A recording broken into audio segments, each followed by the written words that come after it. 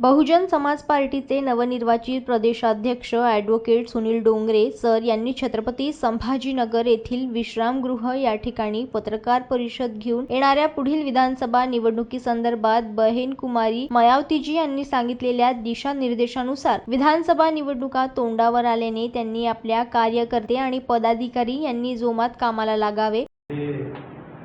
महापुरुष असतात.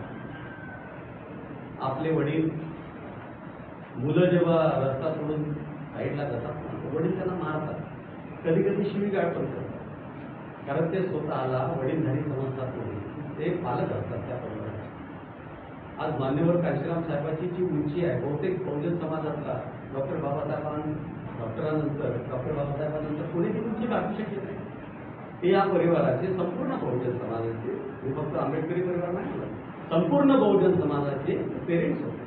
आणि आपला मुलगा आपले पाल्य जर बरोबर काम करत नाही तर त्याने थोबाडे सुद्धा मारायला पाहिजे माझं.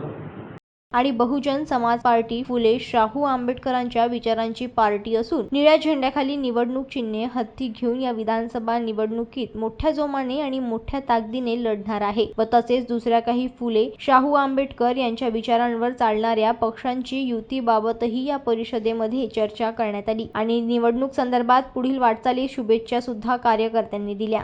जनमत लाईव्ह न्यूज साठी छत्रपती संभाजीनगरमधून दिलीप परघट यांची रिपोर्ट.